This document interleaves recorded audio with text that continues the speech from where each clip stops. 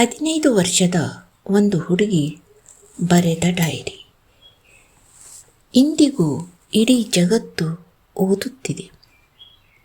ಆದರೆ ಏಕೆ ಗೊತ್ತಾ? ಈ ಕತೆ ಕೇವಲ ಒಂದು ಪುಸ್ತಕದ ಕಥೆಯಲ್ಲ. ಇದು ಕತ್ತಲೆಯ ಮಧ್ಯೆಯೂ ಆಶೆಯನ್ನು ಕಳೆದುಕೊಳ್ಳದ ಒಂದು ಪುಟ್ಟ ಹುಡುಗಿಯ ಜೀವನ. ಬನ್ನಿ, ಆನ್ ಫ್ರಾಂಕ್ ಅವರ ಜೀವನದಿಂದ ನಮ್ಮ ಬದುಕನ್ನೇ ಬದಲಾಯಿಸಬಲ್ಲ ಒಂದು ಸತ್ಯವನ್ನು ಅರಿಯೋಣ. ನಮಸ್ಕಾರ ಆತ್ಮೀಯರೇ. ಆನ್ ಫ್ರಾಂಕ್ ಸಾಮಾನ್ಯ ಹುಡುಗಿಯಾಗಿದ್ದಳು. ಆದರೆ ಅವಳು ಬರೆದ ಒಂದು ಡೈರಿ ಅಸಾಮಾನ್ಯವಾಯಿತು. ಇಂದಿಗೂ ಆ ಡೈರಿ ಜಗತ್ತಿನ ಕೋಟಿ ಹೃದಯಗಳನ್ನು ಮುಟ್ಟುತ್ತದೆ. ಆನ್ ಫ್ರಾಂಕ್ ಎಂಬ ಸಾಮಾನ್ಯ ಹುಡುಗಿಯ ಅಸಾಮಾನ್ಯ ಕತೆ. 1942 ಎರಡನೇ ವಿಶ್ವಯುದ್ಧ ನಡೆಯುತ್ತಿತ್ತು. ನಾಜಿ ಆಡಳಿತದ ಹಿಂಸೆಯಿಂದ ತಪ್ಪಿಸಿಕೊಳ್ಳಲು ಆನ್ ಫ್ರಾಂಕ್ ತನ್ನ ಕುಟುಂಬದೊಂದಿಗೆ ಒಂದು ರಹಸ್ಯ ಅಡಗುದಾಣದಲ್ಲಿ ಬದುಕಲು ಆರಂಭಿಸಿದಳು. ಒಂದು ದಿನ, 2 ದಿನ ಅಲ್ಲ, ಸುಮಾರು 2 ವರ್ಷಗಳ ಕಾಲ ಅವರು ಹೊರಗಿನ ಜಗತ್ತಿನಿಂದ ದೂರವೇ ಬದುಕಿದರು. ಹೊರಗೆ ಹೋಗುವ ಸ್ವಾತಂತ್ರ್ಯವೂ ಇರಲಿಲ್ಲವಾಗಿತ್ತು. ಜೋರಾಗಿ ಮಾತನಾಡದ ಧೈರ್ಯವೂ ಇರಲಿಲ್ಲ. ಕಿಟಕಿಯ ಬಳಿ ನಿಂತರೂ ಅಪಾಯದ ಪ್ರತಿದಿನವೂ ಭಯದ ನೆರಳಿನಲ್ಲಿ ಜೀವನ ನಡೆಸುತ್ತಿದ್ದರು. ಆದರೆ ಅವಳು ಒಂದು ಡೈರಿಯನ್ನು ತನ್ನ ಆತ್ಮೀಯ ಸ್ನೇಹಿತೆಯಂತೆ ಕಂಡಳು. ತನ್ನ ಕನಸುಗಳು, ತನ್ನ ಭಯಗಳು, ತನ್ನ ಪ್ರಶ್ನೆಗಳು ಎಲ್ಲವನ್ನೂ ಅದರಲ್ಲಿ ಬರೆಯುತ್ತಿದ್ದಳು. ಅವಳಿಗೆ ಆಗ ಗೊತ್ತಿರಲಿಲ್ಲ. ಒಂದು ದಿನ ಈ ಡೈರಿಯೇ ಕೋಟ್ಯಾಂತರ ಜನರ ಹೃದಯವನ್ನು ಸ್ಪರ್ಶಿಸುತ್ತದೆ ಎಂದು. ದುರದೃಷ್ಟವಶಾತ್ ಅವರು ಅಡಗಿದ ಸ್ಥಳ ಪತ್ತೆಯಾಯಿತು. ಆನ್ ಫ್ರಾಂಕ್ ಮತ್ತು ಅವರ ಕುಟುಂಬ ಬಂಧಿಸಲ್ಪಟ್ಟಿತು. ನಂತರ ಅವರನ್ನು ಶಿಬಿರಗಳಿಗೆ ಕಳುಹಿಸಲಾಯಿತು. 1945ರಲ್ಲಿ ಕೇವಲ 15 ವರ್ಷದ ವಯಸ್ಸಿನಲ್ಲಿ ಆನ್ ಫ್ರಾಂಕ್ ಅವರ ಜೀವನ ಅಂತ್ಯವಾಯಿತು. ಆದರೆ ಅವಳ ಧ್ವನಿ ಅಂತ್ಯವಾಗಲಿಲ್ಲ.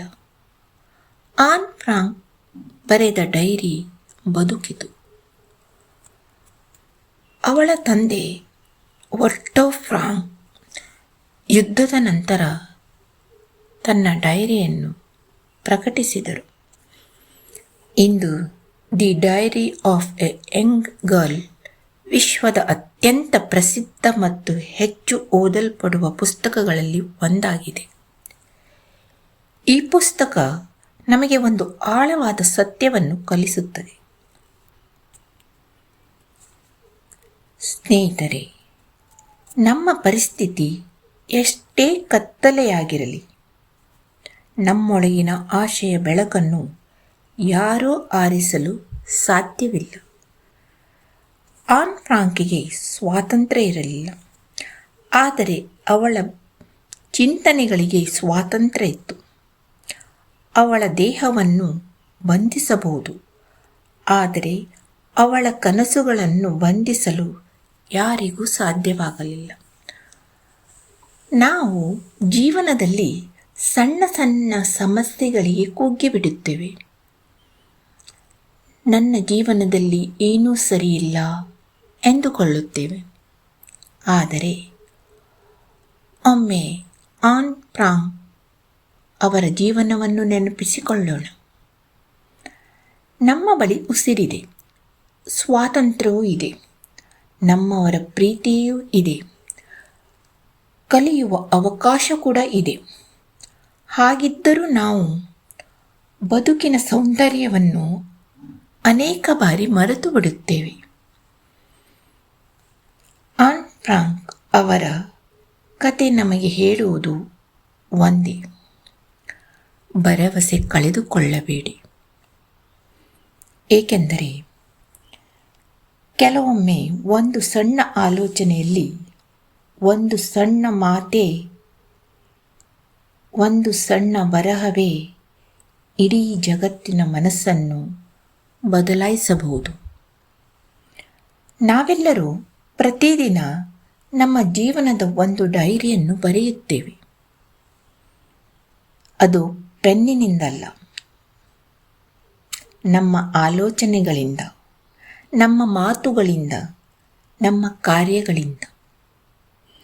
ಹಾಗಾದರೆ ಇಂದು ನಾವು ಬರೆಯುತ್ತಿರುವ ಜೀವನದ ಪುಟಗಳನ್ನು ನಾಳೆ ಓದಿದಾಗ ನಮಗೆ ಹೆಮ್ಮೆ ಆಗುತ್ತದೆಯೇ?